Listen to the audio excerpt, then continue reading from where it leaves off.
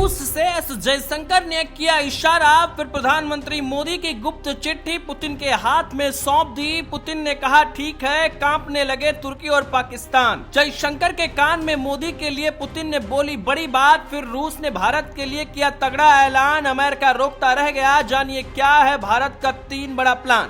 बीते 24 घंटे में भारत ने कुछ ऐसा किया है जिसको देखकर दुनिया हैरान है।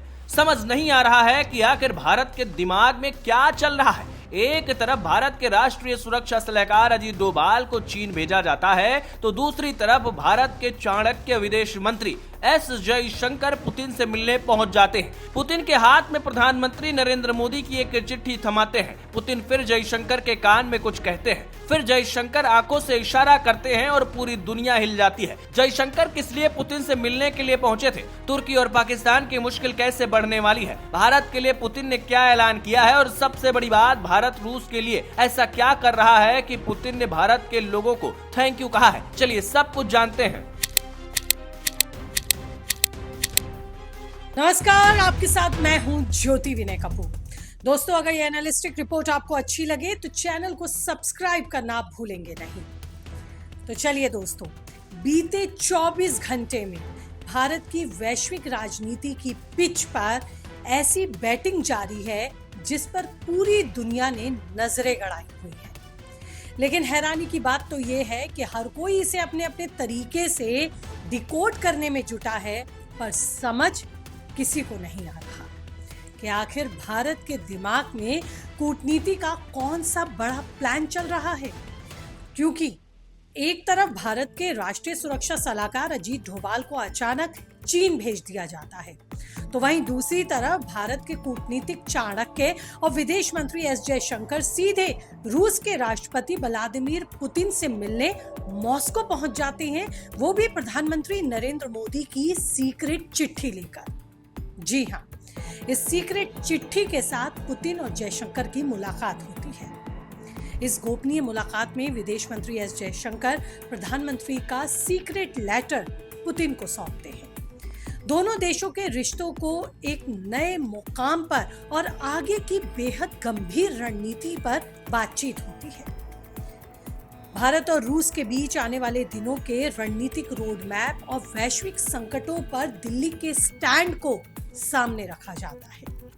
जयशंकर का ये मॉस्को दौरा कूटनीतिक लिहाज से बेहद अहम माना जा रहा है, क्योंकि भारत का प्लान साफ है कि दुनिया चाहे जितना भी दबाव बनाए, भारत अपने सबसे भरोसेमंद दोस्त रूस के साथ खड़ा है और मजबूती से खड़ा रहेगा। इस सीक्रेट लेटर ने दोनों देशों की दोस्ती पर एक और परमानेंट मोहर लगा दी।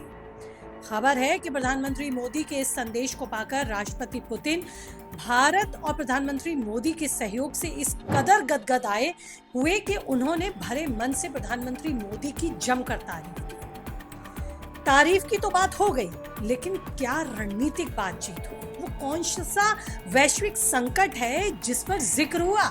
पुतिन ने कहा कि आज के मुश्किल दौर में भी भारत ने अपनी स्वतंत्र विदेश नीति और दोस्ती का धर्म बाखूबी निभाया है। इसके लिए पुतिन ने खुले दिल से भारत का धन्यवाद किया, प्रधानमंत्री मोदी को थैंक यू बोला।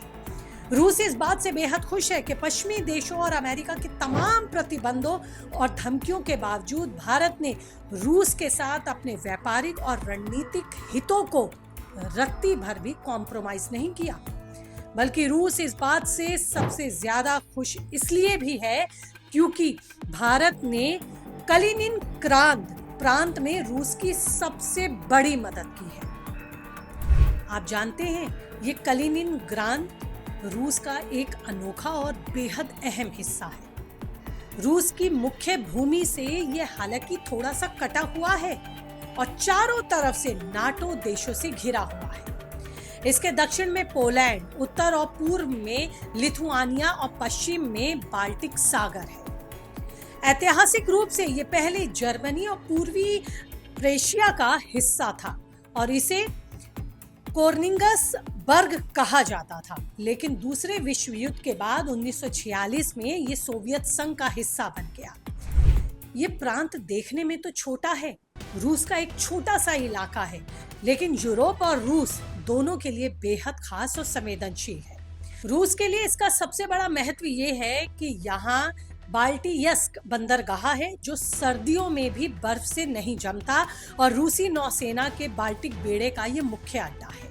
इसके अलावा दुनिया का 90% से ज्यादा कीमती अंबर यहीं पाया जाता है। यूक्रेन युद्ध के बाद पश्चिमी देशों ने कलिनिनग्राद की आर्थिक नाकेबंदी कर दी ताकि वहां जरूरी सामान ना पहुंच सके। ऐसे में ये वही इलाका है जहां भारत ने मदद पहुंचाई। रूस के साथ व्यापार जारी रखकर इस संकटग्रस्त इलाके को आर्थिक ऑक्सीजन दी।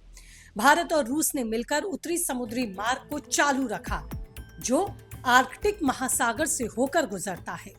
ये रास्ता पुराने रूट से 40% छोटा है और यहाँ अमेरिकी नौसेना का कोई कंट्रोल नहीं है, लेकिन अमेरिका और यूरोपीय देश इस प्रांत पर अपनी नजरें गड़ाए रहते हैं, जिससे भारत का सामान सीधे कलिनिनग्राद के पास बाल्टिक बंदरगाहों तक पहुंच गया। साथ ही अमेरिका द्वारा रूस को डॉलर बैंकिंग सिस्टम से बैन करने के बाद भारत ने रुपया रूबल पेमेंट सिस्टम के जरिए भी सीधे घरेलू करेंसी में व्यापार जारी रखा। भारत कलिनिनग्राद का अंबर और रूसी तेल इसी सिस्टम से खरीदता रहा, जिससे कलिनिनग्राद तक पैसे और रसद की सप्लाई बिना रुके बनी रही। अमेरिका के लिए कलिनिनग्राद यूरोप के सीने में चुभा रूस का खंजर है। रूस ने छोटे से टुकड़े को एक अभेद्य किले में बदल दिया जहां खतरनाक इस्कंदर मिसाइलें और S-400 एयर डिफेंस सिस्टम तैनात हैं। यहां से दागी गई परमाणु मिसाइलें महज कुछ ही मिनटों में बर्लिन, वार्सा या स्टॉकहोम जैसे यूरोपियन शहरों को तबाह कर सकती हैं। और यही वजह है कि अमेरिका और नाटो देशों के लिए ये इलाका टेंशन और चुनौतियां देने वाला है। अमेरिका इसीलिए रूस की मदद करने वाले देशों को अपने निशाने पर ले रहा है, उन पर सैंक्शंस लगा रहा है, लेकिन भारत रूस से दोस्ती नहीं छोड़ता। इस दोस्ती को नई ऊंचाइयों तक पहुंचाने के लिए भारत के विदेश मंत्री जयशंकर पहुंचे हैं मॉस्को। खबर तो ये भी है कि इस महाबैठक के दौरान एशिया और मिडिल ईस्ट में बन रहे नए और खतरनाक समीकरणों पर भी बेहद गंभीर चर्चा हुई। जी हाँ, अभी तक तो मैंने आपको बताया कि किस तरीके से भारत ने रूस की मदद की, लेकिन वो कौन से वैश्विक संकट हैं जिससे अवगत भारत ने रूस को कराया, जिसमें मुख्यतः तुर्की और पाकिस्तान का नया बनता गठजोड़ है। जयशंकर ने पुतिन को पुख्ता इनपुट्स और खुफिया जानकारियां दी और उन्हें बताया कि कैसे तुर्की और पाकिस्तान मिलकर एशिया के इस पूरे इलाके का माहौल खराब करने में जुटे हुए हैं। इनकी ये हरकतें इस क्षेत्र की शांति को पूरी तरह भंग कर सकती हैं। भारत ने साफ कर दिया कि इन दोनों देशों की हरकतों पर लगाम लगाना बेहद जरूरी है और अब ये माना जा रहा है कि पुतिन की हाँ के बाद इन दोनों का गेम भी सेट कर सकते हैं पुतिन और मोदी मिलकर, यानी कि रूस और भारत मिलकर।